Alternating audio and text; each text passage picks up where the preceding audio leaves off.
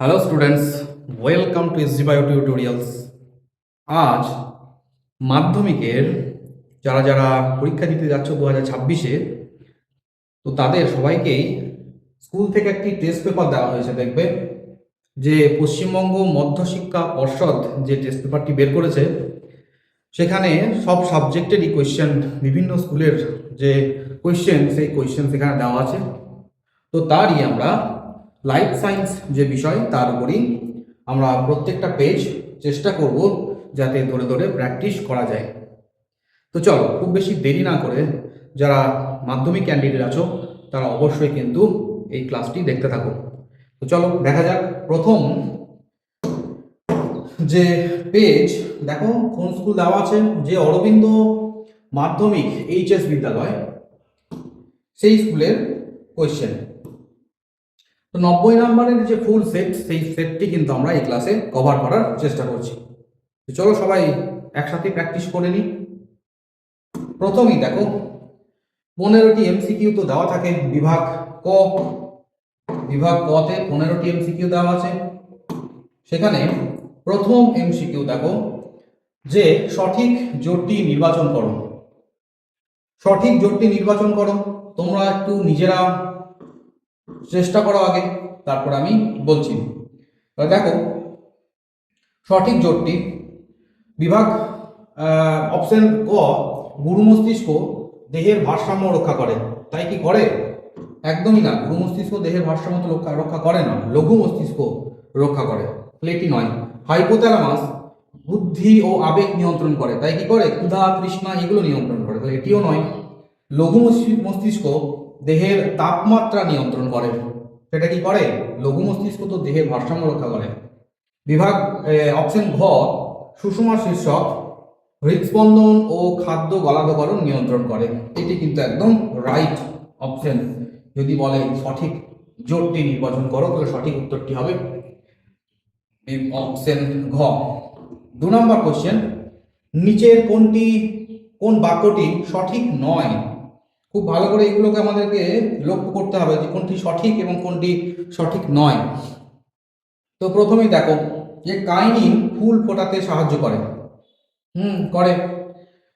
2,4-D ধান খেতে অপ্রয়োজনীয় চারাগাছ নির্মূল করে। করে তো অবশ্যই করে। জিব্রেলিন শাখা কলম তৈরি করতে ব্যবহৃত হয়। হয়। অক্সিন উদ্ভিদের পার্শ্বীয় মুকুলের বৃদ্ধি ঘটায়। তা কি ঘটায়? অক্সিন তো উদ্ভিদকে লম্বা করতে সাহায্য করে, অগ্রমুকুলের বৃদ্ধি ঘটায়। পার্শ্বীয় মুকুলের বৃদ্ধি ঘটায় তো সাইটোকাইনিন। তাহলে সঠিক জোর নয় কোনটি? অপশন ঘ হচ্ছে গিয়ে এর ক্ষেত্রে সঠিক উত্তর। 1.3 দেখো, প্রদত্ত কোন জোটটি সঠিক নয়? তো দেখো সঠিক নয়, আবার বলেছে সঠিক নয়। তাহলে পদ্মফুল ফোটোন্যাস্টিক চলন দেখায়। দেখায় তাপমাত্রা, যেখানে আলোর তীব্রতা বেশি আছে তো সেখানে পদ্মফুল ফোটে, তো এটি সঠিক। লজ্জাবতীর পাতা সিসমোনাস্টিক চলন দেখায়। হ্যাঁ দেখায়, সেটা আমরা আগেও দেখেছি। অপশন গ, ভলভক্সের চলন হচ্ছে ফোটোট্রপিক চলন। ভলভক্সের চলন কি ফোটোট্রপিক চলন? আমরা যদি খুব ভালো করে আগের ভিডিওটি লক্ষ্য করি তাহলে দেখতে পাবো ভলভক্স বা ক্লামাইডোমোনাস কিন্তু ফোটোট্যাকটিক চলন দেখায়, কখনোই ট্রপিক চলন দেখায় না। তো সেক্ষেত্রে সঠিক নয় এটাই হবে। তবু আমরা অপশন ঘটি দেখে নেব, প্রধান মূল জিওট্রপিক চলন দেখায়। দেখায়। তাহলে সঠিক উত্তর কিন্তু অপশন গ, ভলভক্সের চলন ফোটোট্রপিক। তাহলে ভলভক্সের চলন সঠিকটি কি হবে? ফোটোট্যাকটিক চলন হবে। নেক্সট দেখো যে 4 নম্বর কোশ্চেনটি, মিওসিসের তাৎপর্য সংক্রান্ত নিচের কোন বক্তব্যটি সঠিক? সেটি হলো মিওসিস মানে যেটাকে আমরা হ্রাস বিভাজন বলে থাকি। তো সেক্ষেত্রে সঠিক কোনটি সেটাকে নির্ণয় করতে হবে। তো দেখো ভালো করে, অপশন ক, দেহের সার্বিক বৃদ্ধি ও পরিস্ফুটন ঘটায়। মিওসিসের ফলে কিন্তু সেটি ঘটে না, মাইটোসিসের ফলে সেটি ঘটে। তাহলে এটি নয়। খ কি বলে যে জীবের জনন অঙ্গের ও ভ্রূণের বৃদ্ধি ঘটায়। একদমই না, সেটিও মাইটোসিস কোষ বিভাজনের ফলে ঘটে। গ বলছে বংশগত প্রকরণবাহী হ্যাপ্লয়েড গ্যামেট উৎপন্ন করে, এটি কিন্তু একদম ঠিক ঠিক বলেছে। তবু আমরা ঘটি দেখে নেব কি বলতে চাইছে। কোনো কোনো প্রাণীর দেহে অঙ্গহানি হলে সেটি পুনরুৎপাদন করে। পুনরুৎপাদন কিন্তু মাইটোসিস করে, মিওসিস করে না। তাহলে সঠিক উত্তর কোনটি হলো? সঠিক উত্তর হলো অপশন গ, বংশগত প্রকরণবাহী হ্যাপ্লয়েড গ্যামেটের উৎপাদন করে। নেক্সট চলে যাই আমরা 1.5 5 নাম্বার কোশ্চেনে। এখানে একটি ম্যাচিং দেওয়া আছে, তো ম্যাচিংটি খুব ভালো করে দেখো। সুন্দরীর লবণ সহনের অভিযোজন, এটি কি ধরনের অভিযোজন? সুন্দরী লবণ সহনের অভিযোজন, এটি একটি শারীরবৃত্তীয় অভিযোজন। এটি কিন্তু একটি শারীরবৃত্তীয় অভিযোজন। মৌমাছির চক্রাকার নৃত্য, এটি কি ধরনের অভিযোজন? এটি কিন্তু একটি আচরণগত অভিযোজন, তাই তো? এটি একটি আচরণগত অভিযোজন। রুই মাছের পটকার অভিযোজন কি ধরনের? এটি অঙ্গ সংস্থানগত অভিযোজন। তাহলে দেখো কি দাঁড়ালো আমাদের, কি দাঁড়ালো তাহলে? A3 B1 আর C2। তাহলে সঠিক উত্তর হচ্ছে অপশন খ, A3 B1 C2। Next 1.6 question, যে কোষ চক্রের সঠিক পর্যায়ক্রমটি নির্ণয় করো। সেক্ষেত্রে আমরা একটা সূত্র মনে রাখতে পারি, যে গঙ্গাসাগরে গঙ্গা মেলা। তো চলো, গঙ্গাসাগরে গঙ্গা মেলা, তো কি হলো? GSGM, গঙ্গাসাগরে গঙ্গা মেলা। তাহলে সঠিক উত্তর হলো আমাদের অপশন ঘ, গঙ্গাসাগরে গঙ্গা মেলা। মেলাটার নাম গঙ্গা যদি দেওয়াই হয় তাহলে এটি আমাদের মনে রাখার জন্য, ঠিক আছে। নেক্সট 1.7, নিচের কোন জোটটি সঠিক নয় তার নির্ণয় করো। দেখো কোন জোটটি সঠিক নয়। অপশন ক, স্পাইরোগাইডার খণ্ডীভবন, ঠিক আছে, তো এটি তো সঠিক নয় বলেছে, তো এটি সঠিক। হাইড্রা কোরোপোদ্গম, হ্যাঁ এটিও সঠিক, হাইড্রা কোরোপোদ্গম করে। অপশন গ, প্ল্যানেরিয়া বহু বিভাজন, প্ল্যানেরিয়া তো পুনরুৎপাদন করে, বহু বিভাজন তো করে না, তাহলে এটি মনে হচ্ছে হবে। আর ঘ বলেছে মিউকর রেণু উৎপাদন, হ্যাঁ মিউকর রেণু উৎপাদন করে, তাহলে অপশন গ, প্ল্যানেরিয়া বহু বিভাজন একদমই করে না, প্ল্যানেরিয়া কিন্তু পুনরুৎপাদন করে। নেক্সট দেখো 1.8, কন্যা সন্তান কখন বর্ণান্ধ হতে পারে তা নির্ধারণ করো। কন্যা সন্তান চট করে তো বর্ণান্ধ হয় না, কিন্তু কখন বর্ণান্ধ হবে? আমরা জানি যে কন্যা সন্তান তৈরি হয় বাবার থেকে একটি এক্স এবং মায়ের থেকে একটি এক্স আসার ফলে। তো সেক্ষেত্রে আমরা জানি যে দুটি এক্স যদি অ্যাফেক্টেড হয় তবেই গিয়ে সেটি বর্ণান্ধ হবে। তাহলে একটি এসছে বাবার থেকে, একটি এসছে মায়ের থেকে, মায়ের আর একটি এক্স কি তা আমার জানার এখন দরকার নেই। তো সেক্ষেত্রে দেখো অপশন কি হতে পারে? তাহলে কেবল বাবা বর্ণান্ধ হলে, না কেবল মা বর্ণান্ধ হলে, না মা বাহক এবং বাবা বর্ণান্ধ হলে, না মা বাহক এবং বাবা স্বাভাবিক হলে। তো সেই ক্ষেত্রে আমরা কিন্তু অপশন যেটা নেব, মা বাহক বা রোগগ্রস্ত হতে পারে, তো মা বাহক ও বাবা বর্ণান্ধ হলে কিন্তু এই ধরনের সমস্যা হতে পারে, কন্যা সন্তান বর্ণান্ধ হবে। নেক্সট 1.9, দেখো নিচের যে ক্রসটি হেটারোজাইগাসকে সূচিত করে সেটি হলো, অর্থাৎ একটি হেটেরোজাইগাসের সঙ্গে একটি হেটারোজাইগাসকে যদি পরাগ সংযোগ ঘটানো হয় তাহলে কোনটি সেই নির্দেশ করছে? তাহলে এটি তো হেটারোজাইগাস নয়, হোমোজাইগাস হেটারোজাইগাস, এটি হেটারোজাইগাস, এটা তো হোমোজাইগাস, এটিও হেটারোজাইগাস হোমোজাইগাস। তাহলে হেটারোজাইগাস বলেছে যেহেতু, তাহলে অপশন খ রাইট। একটা ক্যাপিটাল টি স্মল টি মানে হেটারো মানে ভিন্ন, এবং ক্যাপিটাল টি স্মল টি মানে হেটারো। তাহলে সঠিক উত্তর হলো অপশন খ। পরবর্তী 10 নম্বর কোশ্চেন, ইমাস্কুলেশন বা পুং বন্ধাত্মকরণ। ইমাস্কুলেশনকে বাংলায় বলা হয় পুং বন্ধাত্মকরণ। তাহলে পুং বন্ধাত্মকরণ বোঝাই যাচ্ছে এখানে পুংস্তবক অপসারণ, এটি সঠিক উত্তর হবে। নেক্সট 1.11 অস্তিত্বের জন্য সংগ্রাম এর সঙ্গে কোনটি উপযুক্ত? অস্তিত্বের জন্য সংগ্রাম জীব কিসের জন্য করে থাকে? সেখানে প্রকরণের উদ্ভব, প্রাকৃতিক নির্বাচন, না অনুকূল প্রকরণ, বংশগতি লাভ এবং সীমিত খাদ্য ও বাসস্থান। তো সঠিক উত্তর কিন্তু হবে অপশন গ, অনুকূল প্রকরণ এবং বংশগতি লাভের জন্যই অস্তিত্বের জন্য সংগ্রাম হয়ে থাকে। তো এটি হচ্ছে বেস্ট এক্সাম্পল এই চারটা অপশনের মধ্যে। 1.12 ল্যামার্কের অভিব্যক্তি সম্পর্কিত মতবাদের সঙ্গে সম্পর্কিত হলো কোনটি? ল্যামার্কের, ভালো করে দেখো তো, অস্তিত্বের জন্য সংগ্রাম এটা তো ডারউইন, প্রকরণ প্রাকৃতিক নির্বাচন এটিও ডারউইন, তাহলে অর্জিত বৈশিষ্ট্যের বংশানুসরণ, এটি সঠিক উত্তর হচ্ছে। নেক্সট দেখো 1.13 13 নাম্বার, সর্পগন্ধার বিপন্নতার প্রধান কারণ কি? প্রধান কারণ কি হবে? অতিব্যবহার, লবণাক্ত মাটি, কম বৃষ্টিপাত আর অতিবৃষ্টি। তাহলে কি হবে সর্পগন্ধা এর জন্য বেস্ট অপশন যেটা হবে অতি ব্যবহারের জন্য কিন্তু সর্পগন্ধা বিপন্ন হয়ে যেতে পারে বা বিপন্ন একটি উদ্ভিদ। নেক্সট আমরা যাব 14 নম্বর কোশ্চেন, নিচের কোনটি পরিবেশে দীর্ঘ সময় থাকলে জৈব বিবর্ধন ঘটার সম্ভাবনা বৃদ্ধি পায় তা স্থির করো। তাহলে দেখো, খবরের কাগজ, জীবজন্তুর মলমূত্র, পচা পাতা, না ক্লোরিনযুক্ত কীটনাশক, কোনটা বায়ো ম্যাগনিফিকেশন বা জৈব বিবর্ধন ঘটায়? তো সঠিক উত্তর কিন্তু অপশন ঘ, ক্লোরিনযুক্ত কীটনাশক। ওকে, নেক্সট 15 নম্বর কোয়েশ্চেন, গরুমারা, নীলগিরি ও কুলিক কোন কোন ধরনের ইনসিটু সংরক্ষণ?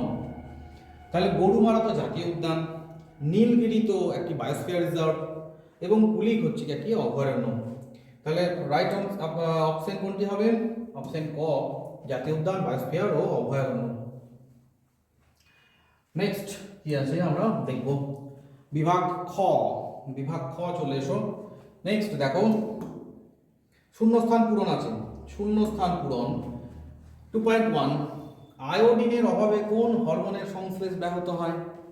আয়োডিন, খুব ভালো করে যদি আমরা লক্ষ্য করি তাহলে দেখব থাইরক্সিন, যার নাম ছিল ট্রাই আয়োডোথাইরোনিন বা T3 বা T4 টেট্রা আয়োডোথাইরোনিন, তাহলে সেখানে আয়োডিন কথাটা আসছে, আয়োডো মিন্স আয়োডিন কথাটা আসছে।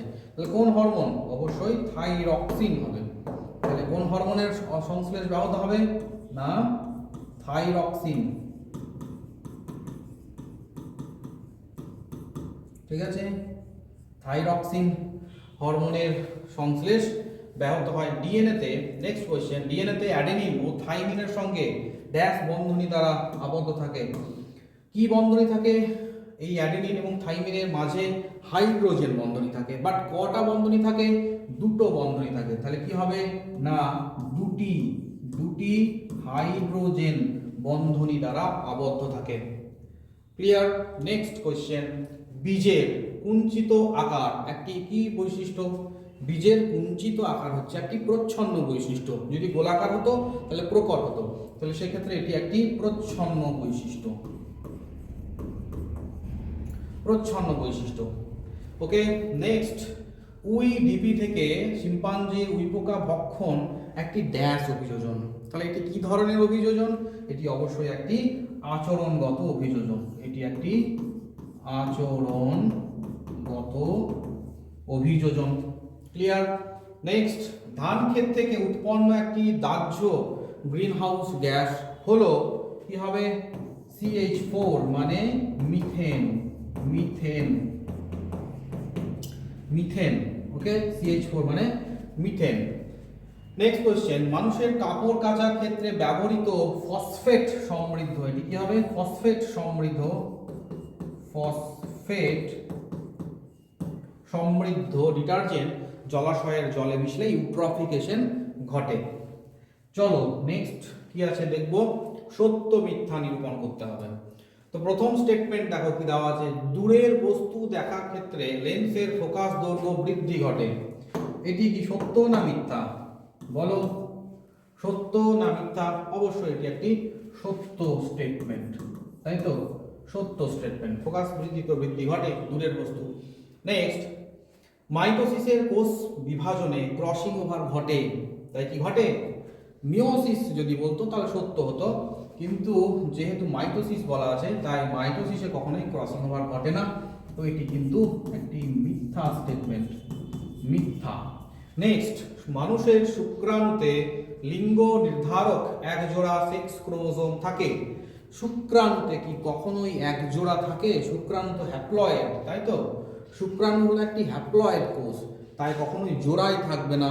সেখানে তো আর কোনো বন্ধুত্ব থাকবে না। জোড়ায় থাকা মানে বন্ধুত্ব থাকা, সেখানে বন্ধুত্ব তো ছেড়ে যাচ্ছে, তাই এক জোড়া সেক্স ক্রোমোজোম কখনোই থাকে না। এটিও কি হবে? মিথ্যা। তাহলে সত্যটা কি হবে? হয় এক্স থাকবে, না হলে ওয়াই থাকবে। এক্স স্পার্মকে আমরা কি বলি? এক্স স্পার্মকে আমরা বলি গাইনোস্পার্ম এবং ওয়াই স্পার্মকে আমরা বলবো অ্যান্ড্রোস্পার্ম। ক্লিয়ার? নেক্সট কোয়েশ্চেন, পায়রার বায়ুথলিতে রেটিয়া মিরাবিলিয়া থাকে, তাই কি থাকে? পায়রার বায়ুথলিতে কি থাকে? এ তো মাছের থাকে, মাছের পটকায় থাকে, তাহলে এটিও একটি মিথ্যা স্টেটমেন্ট, এটিও একটি মিথ্যা স্টেটমেন্ট। ক্লিয়ার? নেক্সট কোয়েশ্চেন, পশ্চিমবঙ্গের মানস জাতীয় উদ্যানে একশৃঙ্গ গন্ডার সংরক্ষণ করা হয়। স্টেটমেন্টগুলোকে খুব ভালো করে কিন্তু পড়তে হবে, ঠিক আছে? কোথায় যে ভুল লুকিয়ে থাকবে সেটি কিন্তু ভালো করে খুঁজে বের করতে হবে। খুব ভালো করে দেখো, মানস জাতীয় উদ্যানে একশৃঙ্গ গন্ডার সংরক্ষণ করা হলেও এটি কিন্তু পশ্চিমবঙ্গে নয়, এটি আসামে অবস্থিত, তাই এটি কিন্তু একটি মিথ্যা স্টেটমেন্ট। নেক্সট, বন চারালের পার্শ্বীয় ফলক দুটির পর্যায়ক্রমে ওঠানামার কারণ হলো প্রকরণ চলন। এটি একদম কারেক্ট একটি স্টেটমেন্ট, তাহলে এটি হচ্ছে সত্য। তাহলে বোঝা গেল কোনটি সত্য এবং কোনটি মিথ্যা। স্টেটমেন্টগুলোকে কিন্তু ভালো করে দেখতে হবে। নেক্সট চলে এসো, এ স্তম্ভ এবং বি স্তম্ভ মেলাতে হবে। তাহলে দেখো, আমি আলাদা আলাদা কালার দিয়ে দেখাচ্ছি যাতে বুঝতে সুবিধা হয়।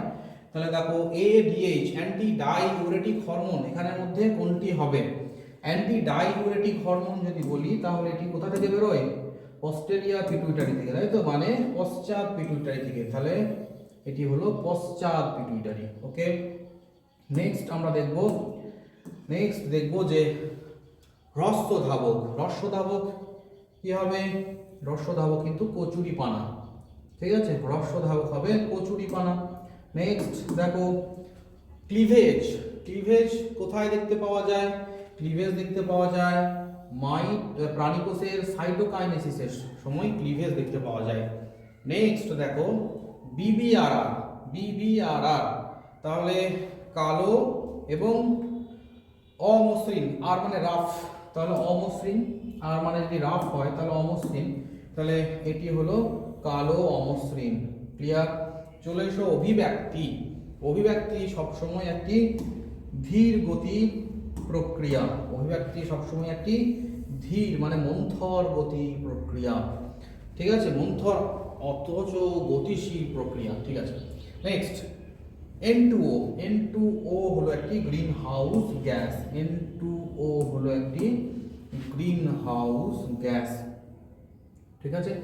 এই হলো গিয়ে ঘটনা। পরাগযোগের এখানে কোনো কিছু অপশন কিন্তু নেই। তাহলে এই হলো আমাদের কলাম ম্যাচিং। নেক্সট আমরা যাব একটি বাক্যে, একটি শব্দে বা একটি বাক্যে উত্তর দিতে হবে। 6টি বলেছে, সবগুলোই করবো আমরা এখানে। তাহলে বি সাদৃশ্য শব্দটি বেছে নিয়ে লেখো। বি সাদৃশ্য কোনটি? বি সাদৃশ্য দেখো, অ্যাক্সন, ডেনড্রন, নিজল দানা এবং শ্বেত বস্তু। তাহলে অ্যাক্সন, ডেনড্রাইট, নিজল দানা সবই তো নিউরনের অংশ, বাট শ্বেত বস্তু তো নিউরনের অংশ নয়। তাহলে এটি কিন্তু এটি হলো আমাদের একটি বিসাদৃশ্য। নেক্সট, প্রথম শব্দজোড়ের সম্পর্ক বুঝে দ্বিতীয় শব্দজোড়টি পূরণ করো। শিমুল পাখি মানে পক্ষী পরাগী, শিমুল পক্ষী পরাগী হলে ধান কি পরাগী হবে? ধান কিন্তু বায়ু পরাগী। কি হবে? বায়ু পরাগী, ঠিক আছে? ধান হলো বায়ু পরাগী, ঠিক আছে? পক্ষী পরাগীকে ইংরেজিতে বলা হয় অর্নিথোফিলি, বায়ু পরাগীকে বলা হয় অ্যানিমোফিলি, ঠিক ঠিক আছে। নেক্সট দেখো, থ্যালাসেমিয়া রোগের জন্য দায়ী জিন মানুষের কোন ধরনের ক্রোমোজোম বহন করে? থ্যালাসেমিয়া রোগের জন্য কোন ধরনের ক্রোমোজোম? 11 নাম্বার এবং 16 নাম্বার ক্রোমোজোম। তাহলে এটি একটি অটোজোম, তাই তো? 16 নাম্বার এবং 11 নাম্বার তো অটোজোম। তাহলে সঠিক উত্তর কি হবে এক্ষেত্রে? অটোজোম। অটো হবে, অটোজোম। ঠিক আছে, অটোজোম বাহিত একটি রোগ, অটোজোম বাহিত একটি রোগ। নেক্সট, মেন্ডেলের দ্বিসংকর জননে F2 জনুতে প্রাপ্ত হলুদ কুঞ্চিত ফেনোটাইপের একটি জেনোটাইপ Y স্মল আর হলে অপরটি কি হবে? খুব ভালো করে দেখো, হলুদ কুঞ্চিত বলেছে, হলুদ কুঞ্চিত Y স্মল আরও হবে, আবার Y স্মল আরও হবে। তাহলে এটি হচ্ছে আমাদের সঠিক উত্তর। নেক্সট 2.23, মানুষের চোখের লেন্স অস্বচ্ছ হয়ে গেলে দৃষ্টির যে ত্রুটি দেখা যায় তার নাম কি? কখন হয়? চোখে ছানি পড়ে, তাই তো? তখন এটাকে আমরা কি বলি? চোখের ছানি বা ক্যাটারাক্ট। কি বলবো? ক্যাটারাক্ট বা চোখের ছানি পড়া। নেক্সট দেখো, নিচের 4টি বিষয়ের মধ্যে 3টি একটি বিষয়ের মধ্যে অন্তর্গত খুঁজে বের করে লিখতে হবে। ভ্রূণ, ভাজক কলা, বীজ এবং ক্রায়ো সংরক্ষণ। তাহলে দেখো, বীজ, ভাজক কলা, ভ্রূণ সবগুলোকেই কিন্তু ওই -196 ডিগ্রি সেন্টিগ্রেড একটি লিকুইড নাইট্রোজেনের মধ্যে ভরে দেওয়া হয়, যেটাকে আমরা ক্রায়ো সংরক্ষণ বলি। তাহলে সঠিক উত্তর তো ক্রায়ো সংরক্ষণই হবে। নেক্সট 2.25, সুন্দরবনের পরিবেশ সংক্রান্ত সাম্প্রতিক উদ্বেগের কারণটির নাম লেখো। কেন, কি কারণ সুন্দরবনের পরিবেশ সাম্প্রতিক উদ্বেগের কারণটি কি হবে? না, লবণাক্ত জলের সমস্যা। ঠিক আছে, লবণাক্ত জলের সমস্যা, লবণাক্ত জলের সমস্যা। ঠিক আছে। নেক্সট দেখো, উদ্ভিদের ক্ষেত্রে সমবৃত্তীয় অঙ্গের উদাহরণ দাও। সমবৃত্তীয় অঙ্গ কাদের বলবো? সমবৃত্তীয় অঙ্গ আমরা বলি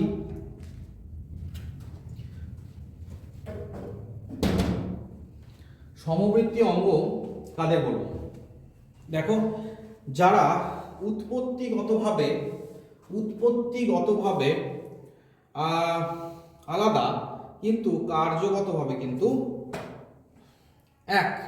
ঠিক আছে, উৎপত্তিগতভাবে আলাদা হলেও কার্যগতভাবে এক, তাদেরকে আমরা তো সমবৃত্তীয় অঙ্গ বলবো। তো সেক্ষেত্রে উদাহরণ কি হবে? উদ্ভিদের ক্ষেত্রে উদাহরণ দিতে বলেছে। উদ্ভিদের ক্ষেত্রে উদাহরণ হচ্ছে মটর এর আকর্ষ এবং ঝুমকলতার আকর্ষ। মটর ও ঝুমকলতার আকর্ষ। ঠিক আছে, এই হচ্ছে গিয়ে সমবৃত্তীয় অঙ্গের উদাহরণ। নেক্সট পরবর্তী আমরা যাব যে নিচের 17টি প্রশ্ন থেকে যে কোনো 12টি প্রশ্ন দেখে নিতে হবে, সবগুলো দেখবো আমরা। তাহলে দেখো, প্রদত্ত বিষয়গুলির ভিত্তিতে প্রাণী হরমোন উদ্ভিদ হরমোনের পার্থক্য লিখতে হবে। তাহলে পার্থক্য আমরা তো করবো কিভাবে? পার্থক্য আমরা এইভাবে একটি ছক কাটবো, ছক কেটে বিষয় লিখবো এবং কার কার পার্থক্য লিখতে দিয়েছে সেটি লিখবো। তাহলে 2টি বিষয় লিখতে দিয়েছে, এক তো প্রাণী হরমোন আর এক হলো উদ্ভিদ হরমোন। ঠিক আছে, তো বিষয় কি দিয়েছে? এক দিয়েছে উৎস আর এক হলো পরিবহনের মাধ্যম। ঠিক আছে, পরিবহনের মাধ্যম। তাহলে উৎস, প্রাণীদের ক্ষেত্রে উৎস কোথায়? হরমোনের উৎস কোথায় হয়? যে কোনো একটা অন্তঃক্ষরা গ্রন্থি থেকে, তাই তো? প্রাণীদের ক্ষেত্রে অন্তঃক্ষরা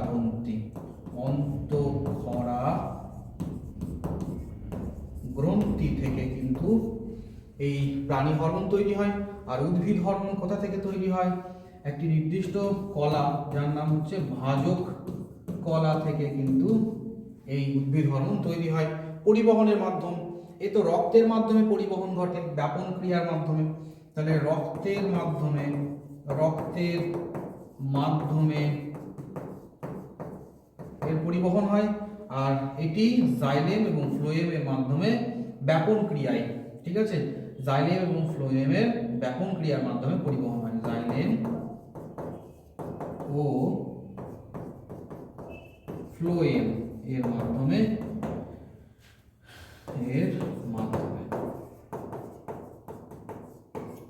লিখবো, ঠিক আছে, পরিবহন ঘটে। তাহলে এই গেল। নেক্সট আমরা দেখব যেটা, মনে করো তোমার হাতে গরম ছ্যাঁকা লাগলো এবং তুমি দ্রুত হাত সরিয়ে নিলে, তো এক্ষেত্রে তোমার দেহে ঘটা প্রতিবর্ত ক্রিয়ার পথটি শব্দ ছকের সাহায্যে দেখাও। তাহলে শব্দ ছকের সাহায্যে আমাদেরকে দেখাতে হয়, তাহলে আমরা কোনো ছবি তো আঁকবো না। তাহলে এই যে তোমার হাতে গরম ছ্যাঁকা লাগলো, তাহলে হাত কি হিসাবে কাজ করলো? হাত একটি গ্রাহক হিসাবে কাজ করলো, তাই তো, গ্রহণ করলো। তাহলে হাতকে আমরা কি বলবো? গ্রাহক। সেই গ্রাহক উদ্দীপনা গ্রহণ করে একটি স্নায়ুর মাধ্যমে সেই উদ্দীপনাটাকে বয়ে নিয়ে গেল। সেই স্নায়ুটির নাম কি? সেই স্নায়ুটির নাম হচ্ছে সংজ্ঞাবহ স্নায়ু, ঠিক আছে, সংজ্ঞাবাহ স্নায়ু। তারপরে কোথায় পৌঁছালো? সেটি কিন্তু সুষুম্না কাণ্ডে পৌঁছালো, ঠিক আছে, সুষুম্না কাণ্ডে পৌঁছালো।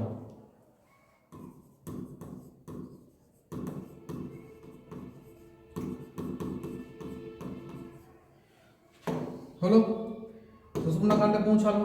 তাহলে সুষুম্না কাণ্ডে পৌঁছালো, তারপরে সেটি আবার সেন্স করার পরে ফিরে এলো কার মাধ্যমে? সেটি সেন্স করার পর ফিরে এলো যে স্নায়ুর মাধ্যমে, তার নাম আমরা বলবো আজ্ঞাবহ স্নায়ু, তাই তো, আজ্ঞাবহ স্নায়ু, ঠিক আছে। এবং সাড়া দিল কে? সাড়া কে দিল? না, আমাদের যে কারক অঙ্গ বা যেগুলোকে ইফেক্টর বলা হয়, তাহলে সেই কারক অঙ্গ সাড়া দিল। তো এই একটি শব্দ ছকের মাধ্যমে আমাদের কিন্তু দেখাতে হবে। নেক্সট দেখবো যে হৃৎপিণ্ড ও লোহিত রক্তকণিকার উপরে থাইরক্সিন হরমোনের একটি প্রভাব লেখো। একটি করে তাহলে প্রভাব কিন্তু লিখতে হবে। তাহলে আমরা পয়েন্ট করব। 1 নাম্বার পয়েন্ট কি করব? যে হৃৎপিণ্ডের উপর প্রভাব। 1 নাম্বার পয়েন্ট করব হৃৎপিণ্ডের উপর প্রভাব, আর 2 নাম্বার পয়েন্ট করব লোহিত রক্তকণিকার উপর প্রভাব। হৃৎপিণ্ডের উপর কি প্রভাব করে? না, সবসময় মেটাবলিজম অর্থাৎ বিপাকক্রিয়া কিন্তু থাইরক্সিন হরমোন বৃদ্ধি করে, রক্তচাপ বৃদ্ধি করে এবং হৃদস্পন্দন হার বাড়ায়। তাহলে হৃদস্পন্দনের কাজ বোঝা গেল। লোহিত কণিকার ক্রম পরিণতিতে সাহায্য করে, ক্রম পরিণতি অর্থাৎ ম্যাচিওর হতে সাহায্য করে থাইরক্সিন হরমোন, ঠিক আছে। তাহলে দুটো কাজ আমরা এখান থেকে লিখব। নেক্সট কোয়েশ্চেন দেখো 3.4, কোনো একজন মানুষ কাছের জিনিস ভালোভাবে দেখতে পান না, এরকম সমস্যার কারণ ও প্রতিকার কি কি হতে পারে? তাহলে কারণ কি লিখব? কারণ তো হাইপারমেট্রোপিয়া। কারণ কি হবে? হাইপারমেট্রোপিয়া হবে। দূরের জিনিস যদি দেখতে না পাই তাহলে কি হবে? হাইপারমেট্রোপিয়া, মেট্রোপিয়া। আর প্রতিকার কি লিখব? প্রতিকার কি লিখব? উত্তল লেন্স বসাতে হবে। উত্তল লেন্স বসালে এই সমস্যার সমাধান হয়ে যাবে। তাহলে এই হচ্ছে গিয়ে ঘটনা। নেক্সট কি দেখব? নিউক্লিয়াস বিভাজনের অ্যানাফেজ দশায় ক্রোমোজোমের যে পরিবর্তন হয় তা লিপিবদ্ধ করো। তাহলে 2 নম্বর কোয়েশ্চেন। তাহলে দুটো আমরা পয়েন্ট লিপিবদ্ধ করব। 2.5 হবে, 2. আচ্ছা, এটা 3 পয়েন্ট ছিল না, 3 পয়েন্ট। তাহলে এই কোয়েশ্চেনটা হবে 3.5। ওকে। অ্যানাফেজ দশায় ক্রোমোজোমের কি কি পরিবর্তন হয়? অ্যানাফেজ দশায় এক তো বেমতন্তুগুলো ওই কাইনেটোকোর অঞ্চলের সঙ্গে যুক্ত হয়। কাইনেটোকোর অঞ্চলের সঙ্গে যুক্ত হলে কি হয়? সেইগুলো দুই দিক থেকে টান দেয়, টান দিলে তো দুই দিকে সরে যায়। ওকে, তাহলে বেলতন্তুর সঙ্গে কাইনেটোকোর যুক্ত হয় এবং অ্যানাফেজিও জ্বলন দেখতে পাওয়া যায়। তাহলে 1 নম্বর তো সেটা লিখবো। আর 2 নম্বর কি লিখবো না, বিভিন্ন যে সেন্ট্রোমিয়ারের অবস্থান অনুসারে যে ক্রোমোজোমকে 4 ভাগে ভাগ করা হয়, কি কি না, মেটাসেন্ট্রিক, সাবমেটাসেন্ট্রিক, অ্যাক্রোসেন্ট্রিক এবং টেলোসেন্ট্রিক, সেইগুলো ভি, জে, এল এবং আই আকার ধারণ করে। ঠিক আছে, এবং ক্রোমোজোম দুটি ক্রোমাটিডে ভেঙে যায় এবং প্রত্যেকটা ক্রোমাটিড একটি করে স্বাধীন ক্রোমোজোম রূপে আত্মপ্রকাশ করে। ক্লিয়ার? তাহলে এই পয়েন্টগুলো আমরা কিন্তু লিখব। ওকে, নেক্সট, কোনো একটি গাছের কাণ্ডের একটি কোষের ক্রোমোজোম সংখ্যা যদি 18 হয়, তাহলে ওই গাছটির ফুলের পাপড়ির একটি কোষের এবং পরাগরেণুর একটি কোষের ক্রোমোজোম সংখ্যা কত হবে? তাহলে খুব ভালো করে দেখো কি বলতে চাইছে। একটি গাছের কাণ্ড তো সবসময় ডিপ্লয়েড হয়, তাই তো? কাণ্ড সবসময় ডিপ্লয়েড প্রকৃতির, ডিপ্লয়েড, DIPLOID, ডিপ্লয়েড প্রকৃতির হয়। আর ডিপ্লয়েডকে আমরা কি দিয়ে লিখি? 2n দিয়ে লিখি। তা 2n = যদি 18 হয়, কাণ্ড যদি ডিপ্লয়েড মানে 18টা হয়, তাহলে ওই গাছটির ফুলের পাপড়ির একটি কোষের, ফুলের পাপড়ি কি হবে? ফুলের পাপড়ি তো আমরা সেটাকে দলমণ্ডল বলি, তাই তো? কি বলি? দলমণ্ডল বলি, দলমণ্ডল। তাহলে দলমণ্ডলও সবসময় 2n হবে, তাই 2n = 18 হবে। এবং পরাগ রেণুর ক্রোমোজোম সংখ্যা কত হবে? পরাগ রেণু, এটাই হচ্ছে গিয়ে আসল প্রশ্ন। পরাগ রেণু কি হবে? পরাগ রেণু একটি জনন কোষ এবং এটি কিন্তু হ্যাপ্লয়েড কোষ। তাহলে হ্যাপ্লয়েড মানে যা ছিল তার অর্ধেক হয়ে যাবে, তখন তার 2n লিখবো না, তখন লিখবো n = 9। তাহলে পরাগ রেণু কি হলো? পরাগ রেণু কিন্তু 9টি ক্রোমোজোম থাকবে। ক্লিয়ার? নেক্সট যাবো আমরা। দেখো, ক্রোমোজোমের সেন্ট্রোমিয়ার ও টেলোমিয়ার অংশের একটি করে কাজ লেখো। সেন্ট্রোমিয়ার অংশের কাজ কি? সেন্ট্রোমিয়ারের কাজ, তাহলে একটা পয়েন্ট তো আমরা সেন্ট্রোমিয়ার করবো, 2 নম্বর পয়েন্ট টেলোমিয়ার করবো। সেন্ট্রোমিয়ারের কাজ কি? সেন্ট্রোমিয়ারের কাজ হলো দুটি সিস্টার ক্রোমাটিডকে একসঙ্গে জুড়ে রাখা, ঠিক আছে, একসঙ্গে আবদ্ধ করে রাখা, সেটি হচ্ছে সেন্ট্রোমিয়ারের কাজ। টেলোমিয়ারের কাজ কি? টেলোমিয়ারের কাজ হচ্ছে একটা ক্রোমোজোমের প্রান্তের সাথে আর একটা ক্রোমোজোমের প্রান্ত যাতে জুড়ে না যায়, সেইটা টেলোমিয়ার দেখাশোনা করে। বোঝা গেল? তাহলে একটি ক্রোমোজোমের প্রান্তর সঙ্গে আর একটি ক্রোমোজোমের প্রান্ত জুড়তে বাধা দেয় বা জুড়তে দেয় না। তাহলে এই হলো টেলোমিয়ারের কাজ। নেক্সট দেখো কি বলেছে, শঙ্করায়নের পরীক্ষায় কিভাবে প্রকট গুণ প্রকাশিত হয়, প্রকট গুণ প্রকাশিত হয় তা উদাহরণের সাহায্যে দেখাতে হবে শঙ্করায়ন পরীক্ষার মাধ্যমে। শঙ্করায়ন পরীক্ষার মাধ্যমে আমরা দেখাবো। তো আমরা ধরে নিলাম ওই একটা MCQতে এই চ্যাপ্টারেই এই সেটেই পেয়েছিলাম যে আমরা যদি একটা সংকর জীবের সঙ্গে আরেকটি সংকর জীবের ক্রস করাই, তাহলে সেখান থেকে তো 2 ধরনের গ্যামেট আসবে, ঠিক আছে, একটা ক্যাপিটাল টি একটা স্মল টি, এইদিকেও একটা ক্যাপিটাল টি একটা স্মল টি। আমরা যদি সেটাকে চেকার বোর্ড করি, আমরা এই দিকটাই করি চেকার বোর্ডটা, তাহলে চেকার বোর্ড যদি করি তাহলে এই দিকটা যদি মেল এবং এই দিকটা ফিমেল লিখি, তাহলে একটা capital T small T capital T small T কি দাঁড়ালো? তাহলে capital T capital T capital T small T capital T small T small T small T. তাহলে দেখো কিভাবে প্রকট গুণ প্রকাশিত পায়।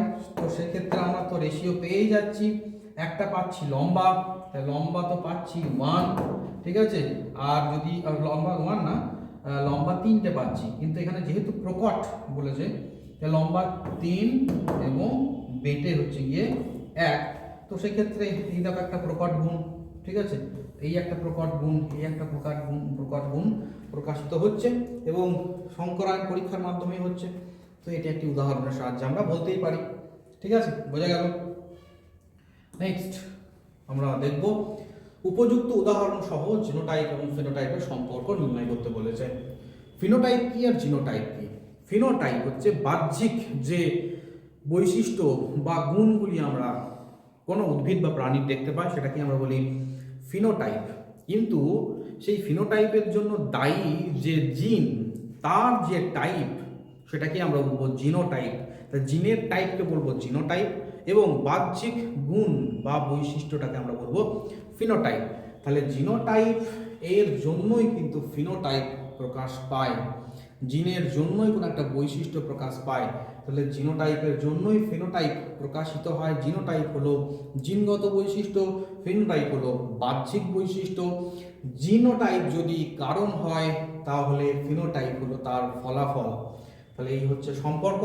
উদাহরণ তো আমরা দিয়ে দিতেই পারি যে কোনো একটা, যে ওইরকম ক্যাপিটাল ডি স্মল ডি যদি আমরা এটা দিই, তাহলে সেক্ষেত্রে আমরা জিনোটাইপের ক্ষেত্রে কি লিখবো আর ফেনোটাইপের ক্ষেত্রে কি লিখবো। তাহলে দেখো জিনোটাইপ আর ফেনোটাইপ কি লিখবো। এক্ষেত্রে জিনোটাইপ কি হবে, এর ক্ষেত্রে জিনোটাইপ আমরা বলবো যে বিশুদ্ধ লম্বা, তাই তো, এর ক্ষেত্রে বলবো আমরা বিশুদ্ধ লম্বা। আর এটা কি বলবো, এটাকে আমরা বলবো সংকর লম্বা, ঠিক আছে। আর ফেনোটাইপ কি বলবো, আমরা তো বিশুদ্ধ সংকর বাইরে থেকে দেখতে পাবো না, বাইরে থেকে আমরা শুধুমাত্র লম্বা সেটাই দেখতে পাবো, তাহলে এটাও হবে লম্বা, এটাও হবে লম্বা। তাহলে এটি একটি উদাহরণের সাহায্যে আমরা বলতেই পারি। ক্লিয়ার। নেক্সট 3.10, এক্স ক্রোমোজোম বাহিত রোগের ক্ষেত্রে ছেলেরাই বেশি আক্রান্ত হয়, বক্তব্যটির যৌক্তিকতা বিচার করো। এক্স ক্রোমোজোম বাহিত রোগ কোনগুলো, যেমন সেটি হতে পারে হিমোফিলিয়া বা বর্ণান্ধতা, এগুলি এক্স ক্রোমোজোম বাহিত রোগ। এক্স ক্রোমোজোম, খুব ভালো করে এই নামটা আমাদের বুঝতে হবে। এক্স ক্রোমোজোম মানে কাকে ধরে, এক্স কে কিন্তু ধরে, ঠিক আছে, ওয়াই কে কিন্তু ধরতে চায় না। তো সেক্ষেত্রে এক্স কে যদি ধরে তার মানে এক্স কে আর কোনো কাজ করতে দেবে না। এক্স কে যদি ধরে তাহলে এক্স কে তো কাজ করতেই দেবে না। তো আমরা জানি মহিলাদের দুটো এক্স থাকে, পুরুষদের একটি এক্স একটি ওয়াই থাকে। তো আমরা ওয়াইটাকে অন্য কালার দিয়ে করি তাহলে বুঝতে সুবিধা হবে, একটি ওয়াই থাকে। তো সেক্ষেত্রে দেখো দুটো এক্স এর মধ্যে একটা এক্স যদি অ্যাফেক্টেড হয় তাহলে আর একটা এক্স কিন্তু কাজ চালিয়ে দেয়, কিন্তু পুরুষদের ক্ষেত্রে একটি মাত্র এক্স, তো একটি এক্সই যদি অ্যাফেক্টেড হয়ে যায়, একটি এক্সকে যদি ভূতে ধরে নেয় তাহলে আর কে বাঁচাবে। তো সেক্ষেত্রে ছেলেরাই কিন্তু সব থেকে বেশি আক্রান্ত হয়ে যায়। মেয়েদের ক্ষেত্রে একজনকে যদি ভূতে ধরে নেয় তাহলে আর একজন কিন্তু সংসার চালিয়ে নেবে। তাই মেয়েরা কম আক্রান্ত হয়, ছেলেরা কিন্তু বেশি আক্রান্ত হয়। ক্লিয়ার। তো এই হচ্ছে গিয়ে ঘটনা। নেক্সট দেখব জীবনের রাসায়নিক উৎপত্তি সংক্রান্ত উবে এবং মিলার পরীক্ষার উৎপন্ন চারটি জৈব অ্যাসিডের নাম লেখো। জৈব অ্যাসিড তার নাম লিখতে হবে। তাহলে কি হবে, কি কি নাম লিখবো, যেমন যেমন 1 নাম্বার হচ্ছে গিয়ে গ্লাইসিন, ঠিক আছে, 2 নাম্বার অ্যালানিন,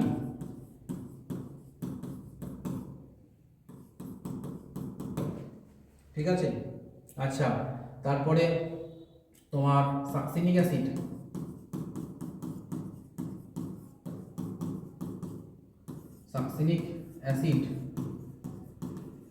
ঠিক আছে, বেশ।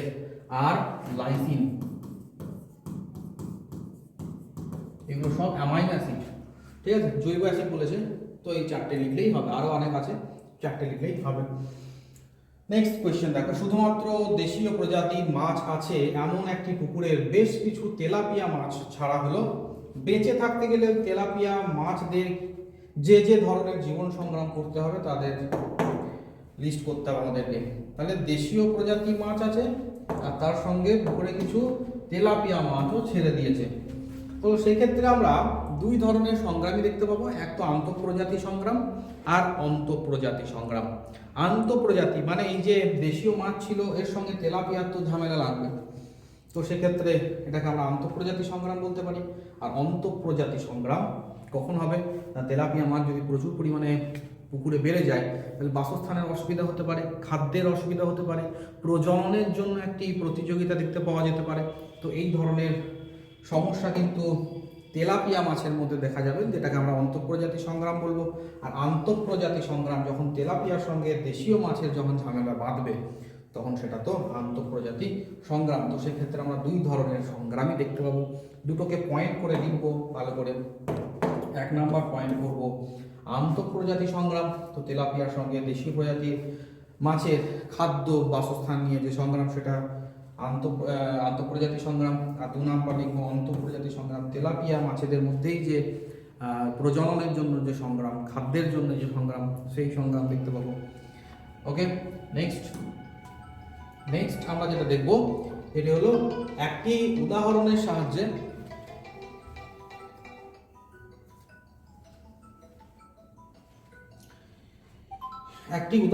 সাহায্যে অর্জিত গুণের বংশানুসরণ তত্ত্বটি সংক্ষেপে ব্যাখ্যা করো।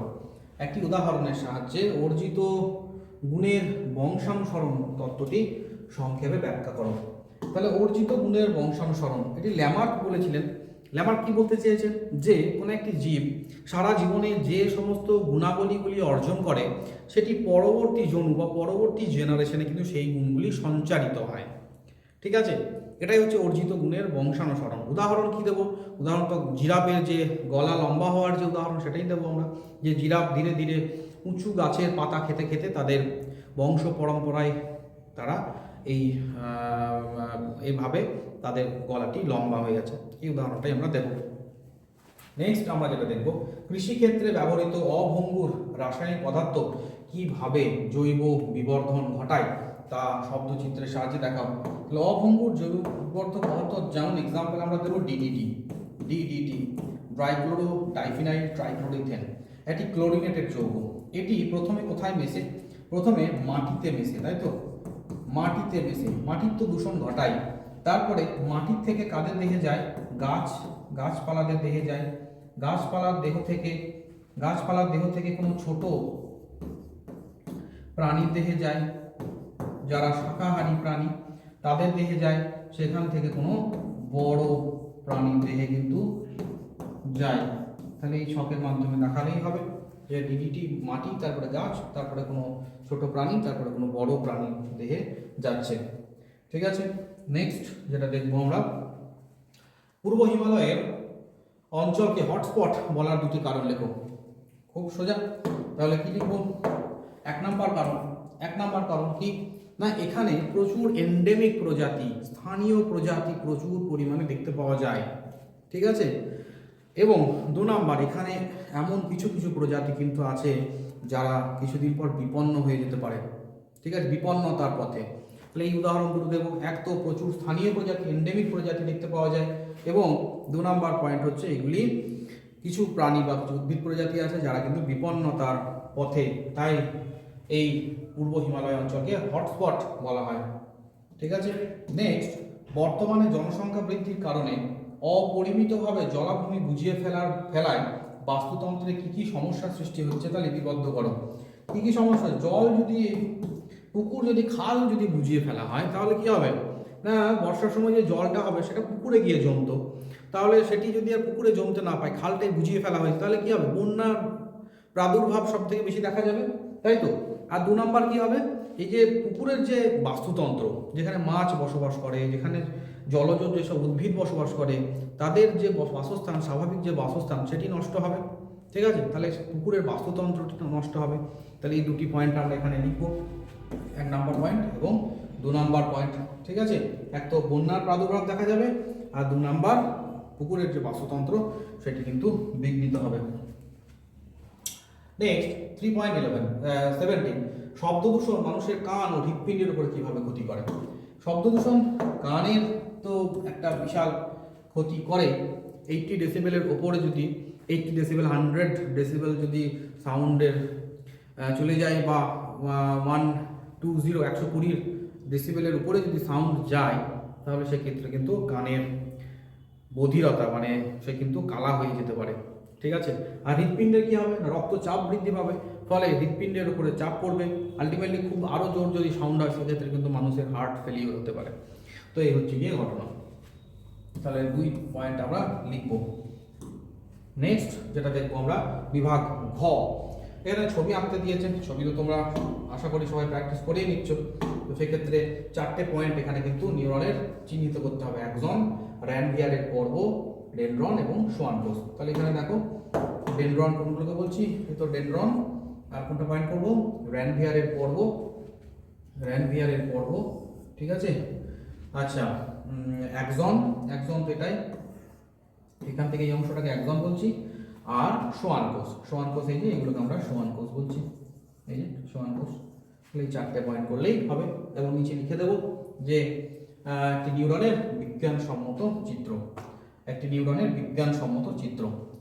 নেক্সট যেটা দেখব, ক্রোমোজোমের চিত্র অঙ্কন করতে হবে এবং তার বিভিন্ন অংশ চিহ্নিত করতে হবে। কি কি?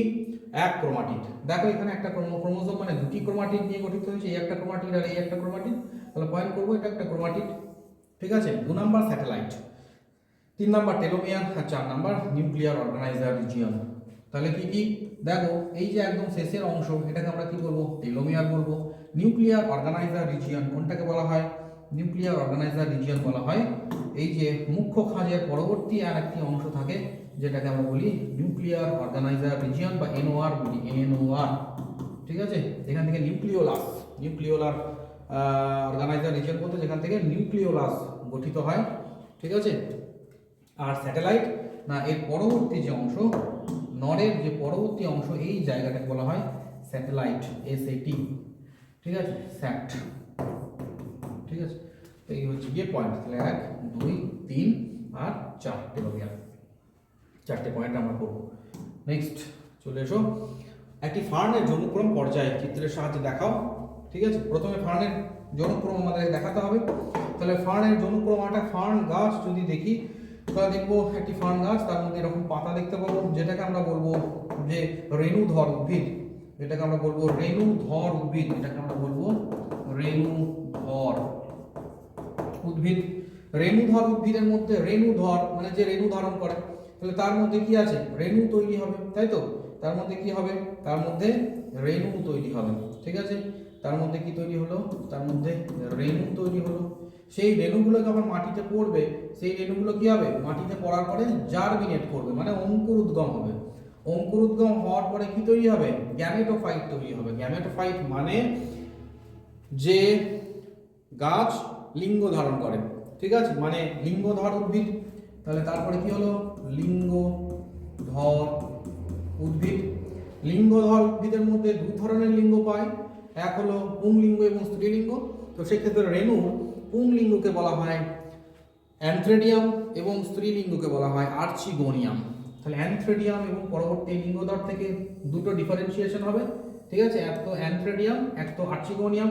তাহলে এই হলো অ্যানথ্রেডিয়ামের চিত্র, এই হলো আর্চিগোনিয়ামের চিত্র, ঠিক আছে। অ্যানথ্রেডিয়াম মানে পুং, মানে সেই সবসময় শুক্রাণু তৈরি করবে, এবং আর্চিগোনিয়াম মানে স্ত্রী, সে সবসময় ডিম্বাণু তৈরি করবে, ঠিক আছে। এবং সেই অ্যানথ্রেডিয়াম এবং আর্চিগোনিয়াম থেকে যে শুক্রাণু এবং ডিম্বাণু তৈরি হলো, তাদের মিলন হবে, ফার্টিলাইজেশন হবে, মানে নিষেক হলো। তাহলে পরবর্তী কি হলো? পরবর্তী যেটা হবে নিষেক হলো, নিষেক ঘটলো, ঠিক আছে। আর এখানে আমরা পুংলিঙ্গধর এবং স্ত্রীলিঙ্গধর দুটো লিখবো। এই জায়গাটা লিখবো পুংলিঙ্গধর, আর এই জায়গাটা লিখবো আমরা স্ত্রীলিঙ্গধর। তাহলে পুংলিঙ্গধর এবং স্ত্রীলিঙ্গধরের নিষেক হলো। নিষেকের ফলে কি তৈরি হয়? নিষেকের ফলে জাইগোট তৈরি হয়। কি তৈরি হয়? জাইগোট তৈরি হয়, ঠিক আছে। নিষেকের ফলে জাইগোট তৈরি হয়। জাইগোটের পরে কি তৈরি হয়? ভ্রূণ তৈরি হয়। জাইগোটের পরে ভ্রূণ তৈরি হয়, আর ভ্রূণ আবার ডেভেলপ করে রেণুধর উদ্ভিদ তৈরি করে। তাহলে কি হলো? রেণুধর উদ্ভিদ, রেণু, তারপরে লিঙ্গধর উদ্ভিদ। তো 2 ধরনের লিঙ্গ, পুংলিঙ্গ এবং স্ত্রীলিঙ্গ, মানে অ্যানথ্রেডিয়াম এবং আর্চিগোনিয়াম। সেখান থেকে পুংরেণু এবং মানে এগ এবং স্পার্ম তৈরি হলো। সেই এগ এবং স্পার্মের নিষেক হলো, নিষেকের পরে জাইগোট হলো, জাইগোটের পরে আবার সেটা কোষ বিভাজনের মাধ্যমে ভ্রূণ তৈরি হলো, তারপরে সেটা আরও ডেভেলপ করে রেণুধর উদ্ভিদ তৈরি করবে। তো এইভাবে যৌনক্রম চলতে থাকবে। তারপরে দেখো মিওসিস এবং মাইটোসিসের পার্থক্য যেটা বলেছে। নেক্সট যেটা আমরা দেখব সেটি একটি সপুষ্পক উদ্ভিদের ক্রোমোজোম সংখ্যা 2n = 16, 2n = 16 হলে তার মেসোফিল কলাকোষ ও পুংজনন কোষের ক্রোমোজোম সংখ্যা কত হবে সেটা লিখতে হবে। মেসোফিল কোথায় থাকে? মেসোফিল, মেসোফিল পাতায় থাকে, ঠিক আছে। তাহলে মেসোফিল কোথায় থাকে?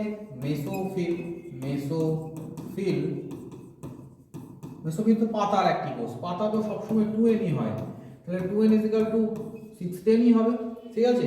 এবং পুংজনন কোষ, পুংজনন কোষ, পুংজনন কোষ, ঠিক আছে, পুংজনন কোষ। সেটি কি হবে, পুংজনন কোষ তো সবসময় এনই হয়, তাহলে এন ইজ ইকাল টু অর্ধেক হয়ে যাবে, তাহলে এন ইজ ইকাল টু কি হবে 8 হবে। ঠিক আছে, নেক্সট কোয়েশ্চেন দেখো, তাহলে এটি একটি কোয়েশ্চেন গেল। পরবর্তী কোয়েশ্চেন যেটা আছে এটি হচ্ছে বৃদ্ধির কোষীয় বিভেদন দশায় কি কি পরিবর্তন ঘটে। যখন বৃদ্ধি হয় কোন একটি কোষের তখন কি হয়, প্রথমেই আমরা একদম সিম্পল যেটা লিখবো সেটি হচ্ছে গিয়ে কোষের আকৃতি বৃদ্ধি হয়। 2 নাম্বার কি হয়, যখন কোষের আকৃতি বৃদ্ধি হয় তখন কোষের মধ্যে প্রচুর পরিমাণে শ্বসন চলে, অর্থাৎ শ্বসন হার বৃদ্ধি পায়। আর কি হয় না, কোষের মধ্যে যে কোষীয় অঙ্গাণুগুলি আছে তারা সুসংগঠিত হতে থাকে। ঠিক আছে, তাহলে বিভেদন দশায় এই পরিবর্তনগুলি কিন্তু দেখতে পাওয়া যায়। নেক্সট দেখো, মেন্ডেলের মটর গাছের ফুলের যে যে চরিত্রগুলি পরীক্ষা করেছিলেন তাদের প্রত্যেকটির বিপরীতধর্মী বৈশিষ্ট্যগুলি উল্লেখ করো। তাহলে 7 জোড়া বিপরীতধর্মী বৈশিষ্ট্য আছে, সেইগুলোই আমাদেরকে দেখতে হবে। তো দেখো কি কি আছে, বীজের আকার, বীজের বর্ণ, ফলের আকৃতি, ফলের বর্ণ, ফুলের অবস্থান এবং কাণ্ডের দৈর্ঘ্য।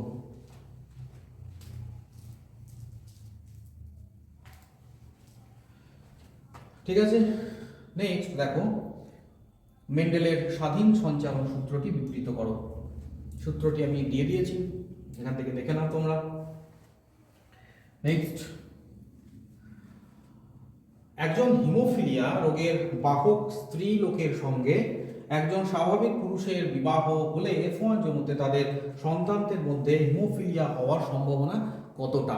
তাহলে দেখো কি বলেছে না, স্ত্রী আর পুরুষ, আমরা আগে সেটাকে নির্ধারণ করি।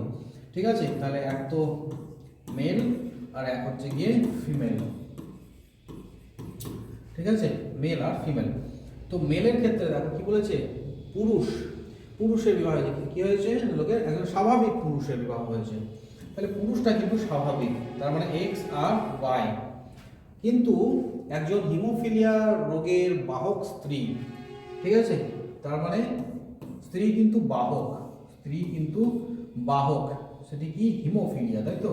তাহলে এই লিখলাম হিমোফিলিয়া বাহক, তাহলে এদের মধ্যে F1 জন্মতে কতটা, তাহলে আমরা চেকার বোর্ড করব। প্রথমে আমরা যদি চেকার বোর্ড করি তাহলে কি হবে, তাহলে এক তো পুরুষ এক্স আর ওয়াই, আর এইদিকে স্ত্রী এক্স এইচ হিমোফিলিয়া, এবং বাহক বলেছে তাই তো, রোগের বাহক। ঠিক আছে, তাহলে কি হবে, কি দাঁড়ালো তাহলে X H X, X H Y, X X আর এক্স ওয়াই। কি বলেছে, F1 জন্মতে তাদের সন্তানদের মধ্যে হিমোফিলিয়া হওয়ার সম্ভাবনা কত। তাহলে আমরা সবটাই যদি 25% করে ধরে নিই, 25 25 25 25 100 যদি ধরে নিই, তাহলে দেখা যাচ্ছে এই যে 25% কিন্তু হিমোফিলিয়া হচ্ছে, 25% বাহক হচ্ছে, আর 50% স্বাভাবিক হচ্ছে। কিন্তু আমাদেরকে শুধুমাত্র বলেছে যে হিমোফিলিয়া হওয়ার সম্ভাবনা কত, তাহলে আমরা বলবো 25% হিমোফিলিয়া হওয়ার সম্ভাবনা আছে। ক্লিয়ার। নেক্সট পার্টের কোশ্চেন, হিমোফিলিয়ার বাহক কখনো পুরুষ হয় না, ব্যাখ্যা করো। বাহক পুরুষ হবে কি করে, বাহক তো সবসময় মহিলারাই হয়। এখনই যে কোয়েশ্চেনটা আমরা বললাম, এখনই যে কোয়েশ্চেন আলোচনা হলো যে সবসময় মহিলা তো এক্স এক্স এবং পুরুষরা এক্স ওয়াই, তাই তো। পুরুষদের তো একটাই এক্স ক্রোমোজোম থাকে, একটা ক্রোমোজোম যদি এফেক্টেড হয় তাহলে কিভাবে তারা আর বাঁচতে পারবে ওই রোগ থেকে। তো সেই জন্যে পুরুষরা কিন্তু কখনোই বাহক হয় না, কারণ পুরুষদের একটি মাত্র এক্স ক্রোমোজোম থাকে, মহিলাদের 2টি এক্স ক্রোমোজোম থাকে, তাই একটি যদি এফেক্টেড হয় তাহলে আর একটি ব্যাকআপ দেওয়ার মতো এক্স থাকছে, কিন্তু পুরুষদের ক্ষেত্রে ব্যাকআপ দেওয়ার মতো কিন্তু কোনো আর এক্স নেই। ক্লিয়ার, সেই জন্য পুরুষরা কখনোই বাহক হয় না, এটা তোমাদের গুছিয়ে লিখতে হবে। ক্লিয়ার। নেক্সট দেখো, ল্যামার্কের অভিব্যক্তি সংক্রান্ত তত্ত্বের প্রতিপাদ্যের প্রধান 2টি বিষয় উল্লেখ করতে হবে। তো প্রচুর তো দিয়েছিলেন, অঙ্গের ব্যবহার অব্যবহারের সূত্র, ঠিক আছে, তারপরে তোমার অর্জিত বৈশিষ্ট্যের বংশানুসরণ সূত্র, ঠিক আছে। তো অর্জিত বৈশিষ্ট্যের বংশানুসরণ সূত্র তো আমরা প্রিভিয়াস একটি কোশ্চেন আলোচনা করলাম। আর অঙ্গের ব্যবহার অব্যবহারের সূত্রটা কি না, যদি কোনো অঙ্গ দীর্ঘদিন ধরে আমরা অব্যবহার করি, মানে ব্যবহার না করি, তাহলে সেই অঙ্গটা ধীরে ধীরে বিলুপ্তির পথে যায়, মানে সে অকেজো হয়ে যায়। ঠিক আছে, বিলুপ্তি পথে যায় নয়, সে কিন্তু অকেজো হয়ে যায়। ঠিক আছে, তাহলে আমাদের দেখবে যে ডান হাতে আমরা সব থেকে বেশি ভালো জোর পাই, কারণ ডান হাতে সব কিছু কাজ করি আমরা, কোনো কিছু ধরতে গেলে ডান হাতে ধরি, খাই ডান হাতে, সেই জন্য ডান হাতে জোর বেশি, বাঁ হাতের জোর কিন্তু তুলনামূলক কম। ঠিক আছে, তাহলে এই গেল আমাদের ব্যবহারের সূত্র। নেক্সট পার্টের কোশ্চেন, হৃৎপিণ্ডের তুলনামূলক অঙ্গ সংস্থান কিভাবে অভিব্যক্তির মতবাদের সাপেক্ষে প্রমাণ হিসাবে কাজ করে সেটা বলতে হবে। তাহলে হার্টের যদি ইভলিউশন আমরা দেখি, তাহলে তো হার্টের ইভলিউশন, আচ্ছা এটা তো যেটা ফার্স্ট পার্টের কোশ্চেন, সেখানে আমরা দুটো পয়েন্টে লিখবো। এক পেলাম অঙ্গের ব্যবহারের সূত্র, 2 নাম্বার পাবো যে অর্জিত বৈশিষ্ট্যের বংশানুসরণ, সেটাকে আমরা একটু এক্সপ্লেন করবো। সেকেন্ড পার্টের কোশ্চেন হলো যে হৃৎপিণ্ডের তুলনামূলক অঙ্গ সংস্থান। ঠিক আছে, তুলনামূলক অঙ্গ সংস্থান।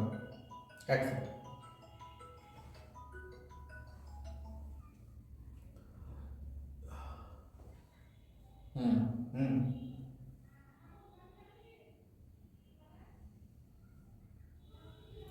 ঠিক আছে, তুলনামূলক অঙ্গ সংস্থান কিভাবে অভিব্যক্তির, তাহলে আমরা এখানে 4টে পয়েন্ট করব।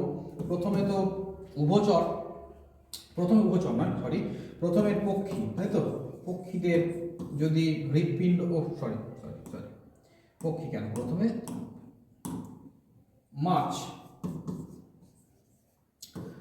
মাছেদের যদি আমরা হার্ট দেখি, তাহলে মাছেদের হার্ট হচ্ছে দুটো চেম্বার, দুটো প্রকোষ্ঠ, একটি অলিন্দ একটি নিলয়।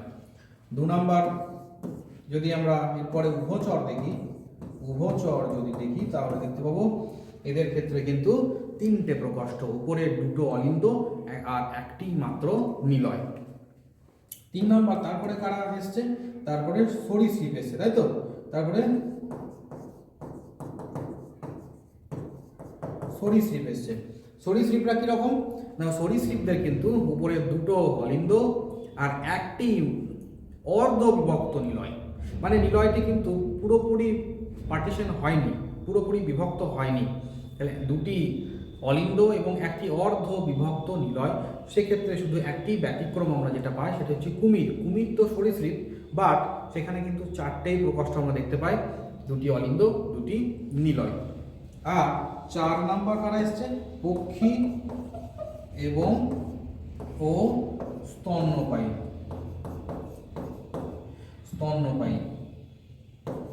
ঠিক আছে, তো স্তন্যপায়ী এবং পক্ষীদের ক্ষেত্রে কিন্তু 4টেই প্রকোষ্ঠ দেখতে পাওয়া যায় এবং সম্পূর্ণরূপে বিভক্ত, তারা 2টি অলিন্দ আর 2টি নিলয়, এইভাবে তারা অভিযোজিত হয়েছে। ঠিক আছে, তাহলে এই একটি প্রমাণ হিসাবে তার মানে কাজ করলো। তো সেক্ষেত্রে আমরা যারা স্তন্যপায়ী তারা এদের থেকেই আমাদের অভিযোজন হয়েছে। ঠিক আছে, তাহলে মাছ হলো আমাদের অ্যানসিস্ট্রাল গ্রুপ। নেক্সট আমরা দেখব রুই মাছের জলজ অভিযোজনে পটকার ভূমিকা কি। তো রুই মাছের জলজ অভিযোজনে পটকা তো একটি বিশাল বড় ভূমিকা পালন করে আমরা জানি। সেক্ষেত্রে রুই মাছের পটকার এরকম 2টো প্রকোষ্ঠ থাকে, তাই তো, এরকম 2টো প্রকোষ্ঠ থাকে, ঠিক আছে, একটিকে বলা হয় অগ্র প্রকোষ্ঠ, এটিকে বলা হয় অগ্র প্রকোষ্ঠ, এটিকে বলা হয় অগ্র প্রকোষ্ঠ, এটিকে বলা হয় অগ্র প্রকোষ্ঠ, এটিকে বলা হয় পশ্চাৎ প্রকোষ্ঠ। এবং এই অগ্র প্রকোষ্ঠে একটি গ্রন্থি থাকে যার নাম হচ্ছে রেড গ্রন্থি। ঠিক আছে, এই রেড গ্রন্থি একটি গ্যাস উৎপন্ন করে, এখানে একটি ভাল্ব থাকে, তাই তো। তাহলে রেড গ্রন্থি একটি গ্যাস উৎপন্ন করে, গ্যাস উৎপন্ন হলে কি হবে না, ওই পটকাটা ফুলে যাবে, আর পটকাটা যদি ফুলে যায় তাহলে মাছ জলের উপরে ভেসে উঠবে। ঠিক আছে, আবার যদি এই ভাল্ব খুলে যায় এবং এই যে গ্যাস তৈরি হলো, এর মধ্যে এই গ্যাসটা এই ভাল্ব দিয়ে যখন পশ্চাৎ প্রকোষ্ঠে যায়, তখন এখানে প্রচুর সরু এরকম রক্ত জালক আছে, যে রক্ত জালকগুলোকে আমরা বলি রেটিয়া মিরাবিলিয়া। কি বলি? রেটিয়া মিরাবিলিয়া। এই রেটিয়া মিরাবিলিয়া কি করে, এই গ্যাসটিকে অ্যাবজর্ব করে নেয়, শোষণ করে নেয়। যদি শোষণ করে নেয় তাহলে কি পটকাটা আবার চুপসে যাবে, আর যদি চুপসে যায় মাছ আবার জলের তলায় চলে আসবে। যখন গ্যাস ছিল তখন পটকাটা ফুলে ছিল, তখন সে উপরে চলে গেছিল, আর যখন সেই গ্যাসটা শোষণ হয়ে গেল শোষিত হয়ে গেল রেটিয়া মিরাবিলিয়া দ্বারা, তখন সেটা আবার চুপসে গেল, মানে আবার সে নিচে চলে গেল। অর্থাৎ মাছের এই জলজ অভিযোজন অর্থাৎ উপরে যেতে এবং নিচে যেতে সাহায্য করে। ঠিক আছে, নেক্সট মৌমাছির খাদ্যের সন্ধান পেলে এটাকে কিন্তু তোমাদেরকে ছবি আঁকতে হবে এবং ছবি এঁকে লিখতে হবে। ঠিক আছে, নেক্সট মৌমাছিদের খাদ্যের কোনো উৎসের সন্ধান পেলে কিভাবে মৌচাকের অন্যান্য কর্মী সেই বার্তা প্রদান করে। তো আমরা জানি মৌমাছি একটি নৃত্য প্রদর্শন করে 8 ইংরাজি 8 অক্ষরের মতো, সেই নৃত্যটার নাম হচ্ছে ওয়াগটেল বা ওয়াগল নৃত্য, তাই তো। তো সেক্ষেত্রে আমরা দুই ধরনের সংকেত পেয়ে থাকি। যদি মুখটা উপরের দিকে করে ওরা নৃত্য প্রদর্শন করে, মাথাটা যদি উপরের দিকে থাকে নৃত্য প্রদর্শন করার সময়, তখন আমরা কি জানি যে সূর্যের দিকে খাদ্যের উৎস। আর যদি মুখটা নিচের দিকে থাকে তার মানে আমাদের জানতে হবে সূর্যের বিপরীত দিকে তাদের খাদ্যের উৎস। এটি তোমাদেরকে ভাষা দিয়ে কিন্তু লিখতে হবে। ঠিক আছে, নেক্সট আমরা যাব যে N2 স্থিতিকরণে ব্যাকটেরিয়ার ভূমিকা বর্ণনা করো এবং অ্যাসিড বৃষ্টির কারণ গুরুত্ব। ঠিক আছে, N2 স্থিতিকরণে কোন কোন ব্যাকটেরিয়া, নাইট্রোজেন স্থিতিকরণ। ঠিক আছে, নাইট্রোজেন তো স্থিতিকরণ করবে, এর সোর্স কোথা থেকে পাবে? নাইট্রোজেন তো ফ্রি নাইট্রোজেন বাতাসেও থাকে। ঠিক আছে, এবং যে প্রাণীদেহেতেও নাইট্রোজেন থাকে। তো সেক্ষেত্রে আমাদের প্রাণীদেহের যে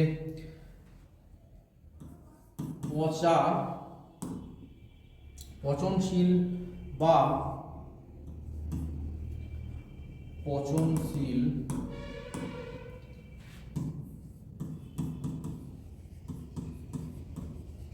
দেহ, ঠিক আছে, পচনশীল দেহ, সেই পচনশীল দেহে প্রচুর অ্যামোনিয়া, যে অ্যামোনিয়াগুলি যে পচনশীল দেহ থেকে কি হয়, অ্যামোনিয়া তৈরি হয়। অ্যামোনিয়া যেটাকে আমরা যে প্রসেসটাকে আমরা বলি অ্যামোনিফিকেশন, যেটাকে আমরা বলি অ্যামোনিফিকেশন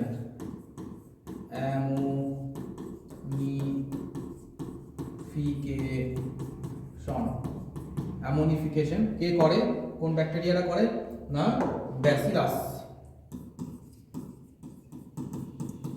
ব্যাসিলাস নামক ব্যাকটেরিয়ারা কিন্তু করে। অ্যামোনিয়ার ফর্মুলা কি? অ্যামোনিয়ার ফর্মুলা হচ্ছে NH3। তারপরে এটাকে তাহলে আমরা কি বলছি, অ্যামোনিফিকেশন। ঠিক আছে, তাহলে অ্যামোনিফিকেশন, ঠিক আছে, বেশ, অ্যামোনিফিকেশন করে কারা না, ওই ব্যাসিলাস রামোসাস বা ব্যাসিলাস মাইকোয়েডিস নামক এই ব্যাকটেরিয়াগুলো করে। কিসে কনভার্ট করে? ওই পচা দেহটাকে অ্যামোনিয়াতে কনভার্ট করে। ঠিক আছে, তারপরে কি হয় না, তারপরে নাইট্রিফিকেশন হয়। ঠিক আছে, নাইট্রিফিকেশন হয়, কি হয় তারপরে, আচ্ছা আরো একটু বড় করে নিই তাহলে। তারপরে যেটা হয় সেটা হচ্ছে নাইট্রিফিকেশন হয়,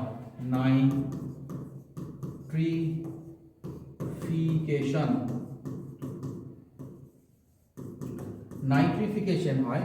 তো এই অ্যামোনিয়া থেকে কিসে কনভার্ট হয়? অ্যামোনিয়া থেকে নাইট্রাইটে কনভার্ট হয়। অ্যামোনিয়া থেকে নাইট্রাইট এতে কনভার্ট হয়। ঠিক আছে, নাইট্রাইট NO3। ঠিক আছে, নাইট্রাইট থেকে কিসে কনভার্ট হয়? নাইট্রেটে কনভার্ট হয়, নাইট্রেটে কনভার্ট হয় NO2। তারপরে N2 মানে নাইট্রোজেনে কনভার্ট হয়। তাহলে পরপর এই প্রসেস নাইট্রিফিকেশন করে কে, কোন ব্যাকটেরিয়া নাইট্রিফিকেশন করে না, নাইট্রোসোমোনাস। কে করে? নাইট্রোসোমোনাস। ঠিক আছে, আর নাইট্রাইট থেকে নাইট্রেটে কনভার্ট করে কে, নাইট্রোব্যাক্টর। কে করে? নাইট্রোব্যাক্টর করে। এবং এই প্রসেসটাকেও আমরা বলতে পারি, এই প্রসেসটাকেও আমরা বলি নাইট্রিফিকেশন।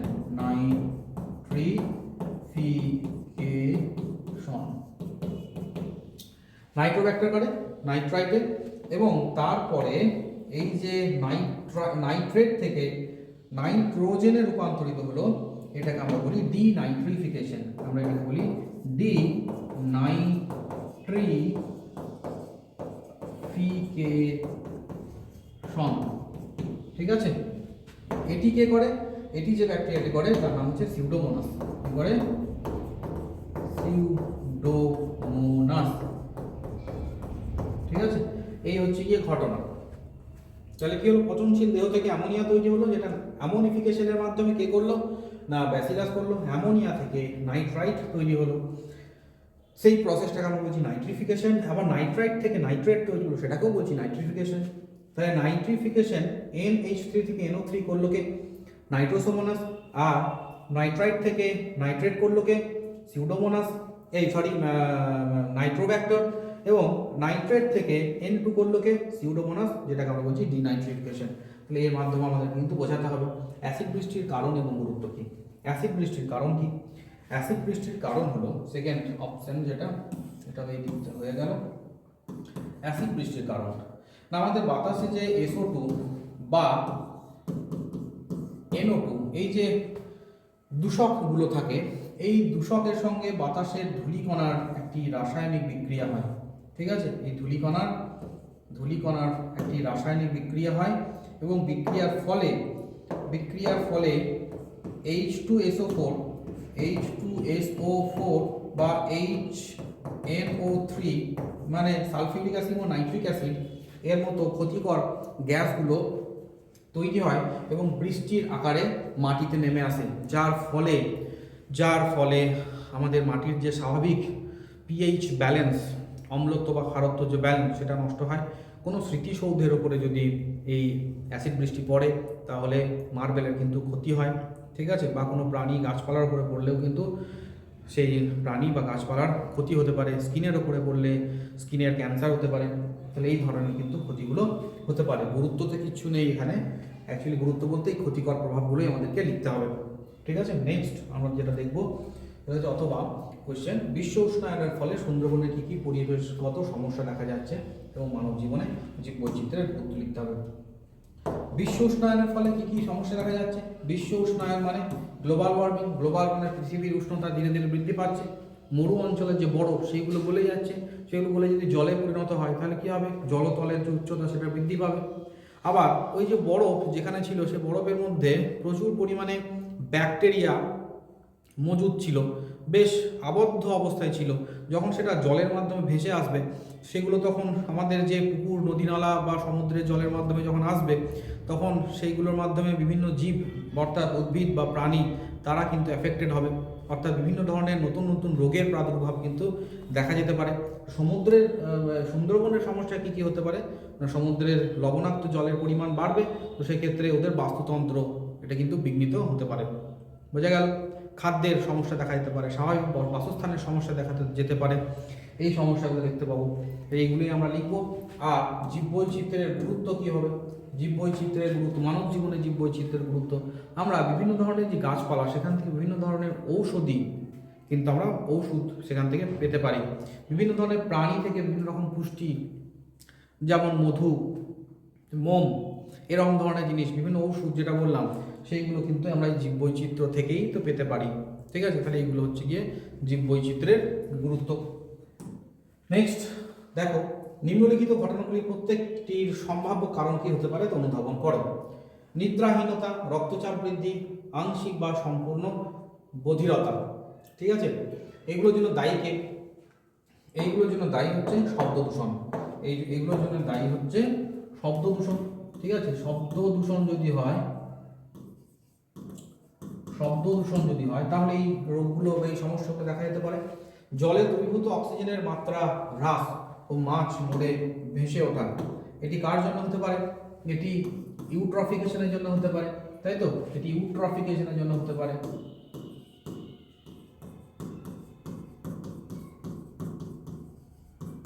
ইউট্রফিকেশনের জন্য হতে পারে। কুমিরের সংখ্যা হ্রাস। কুমিরের সংখ্যা কেন হ্রাস পাবে? কারণ কুমিরের যে স্বাভাবিক বাসস্থান, সেগুলোকেই যদি নষ্ট করে দেওয়া হয় তাহলে কুমির কোথায় থাকবে? ঠিক আছে, তাহলে বাসস্থানের যদি বিলুপ্তি হয়, তাই তো, কুমিরের যে বাসস্থান, তার বাসস্থানের বিলুপ্তি যদি হয় তাহলে হতে পারে। আর জেএফএম এর মূল উদ্দেশ্য কি? জেএফএম এর মূল উদ্দেশ্য কি? জয়েন্ট ফরেস্ট ম্যানেজমেন্ট এর উদ্দেশ্য কি হবে না? এই যে গাছ কেটে মানুষ নষ্ট করে দিচ্ছে, পরিবেশের স্বাভাবিক ভারসাম্য নষ্ট হয়ে যাচ্ছে, তার জন্য কিছু আদিবাসী লোক কী করেছে, একটা দল, একটি কমিটি তৈরি করে বলেছে যে না, এই গাছগুলোকে নষ্ট করা যাবে না, উদ্ভিদকে যেমন করে বাঁচিয়ে রাখতে হবে। তো এটাকেই আমরা বলবো জয়েন্ট ফরেস্ট, এই যে উদ্যোগ, এই উদ্যোগটাকে আমরা বলবো জয়েন্ট ফরেস্ট ম্যানেজমেন্ট। পরবর্তী কোয়েশ্চেন, সিংহের সংখ্যা বাড়ানোর জন্য তুমি সংরক্ষণের সংক্রান্ত পদক্ষেপ প্রস্তাব করো। সিংহের সংখ্যা বাড়াতে হবে, তাহলে কী করতে হবে, যে সিংহের যে স্বাভাবিক বাসস্থান, সেই বাসস্থানের ব্যবস্থা করতে হবে। ঠিক আছে, সিংহের প্রজনন যাতে অনুকূল পরিবেশে হয় সেই ব্যবস্থা করতে হবে। তাহলে এই দুটো করলেই সিংহের সংখ্যা বেড়ে যাবে। ঠিক আছে, বাসস্থান আর প্রজননের সুব্যবস্থা করতে হবে, তবে এগিয়ে বাড়বে। নিম্নলিখিত ঘটনাগুলি উপযুক্ত কারণ কী হতে পারে তার বিশ্লেষণ করো। দেখো, কলকাতার ভিক্টোরিয়া মেমোরিয়াল ক্ষতিগ্রস্ত বিপন্ন হয়ে যাচ্ছে, তার কারণ কি? তার কারণ অম্লবৃষ্টি, অম্ল বৃষ্টি হচ্ছে। ঠিক আছে, আর কি না, পাখিদের ডিমের ফলক পাতলা হয়ে যাচ্ছে, তার জন্য কে দায়ী? তার জন্য কে দায়ী না, তার জন্য এই যে বিভিন্ন রকমের বায়োম্যাগনিফিকেশন হচ্ছে, বিভিন্ন ভারী ধাতু চলে যাচ্ছে, তাহলে বায়োম্যাগনিফিকেশন বা জৈব বিবর্ধন। ঠিক আছে, জৈব বিবর্ধন। ঠিক আছে, এ দায়ী। আর কোনো অঞ্চলে হাঁপানি ও ব্রঙ্কাইটিস রোগের প্রাদুর্ভাব, তার জন্য কে দায়ী? বায়ুতে যে বিভিন্ন দূষণ পদার্থ আছে, সেই দূষণ পদার্থের জন্যই তো এই ফুসফুসের রোগগুলো ঘটছে। তাহলে এ হচ্ছে গিয়ে ঘটনা। তাহলে এই গেল আমাদের আজকের প্রশ্ন। তোমরা সবাই প্র্যাকটিস করতে থাকো, পরের দিন আবার কোনো একটা ক্লাসে কিন্তু তোমাদের সঙ্গে দেখা হচ্ছে পরের যে সেট আছে সেই সেট নিয়ে। তো সবাই ভালো থাকো, সুস্থ থাকো এবং সবাইকে ধন্যবাদ। টাটা।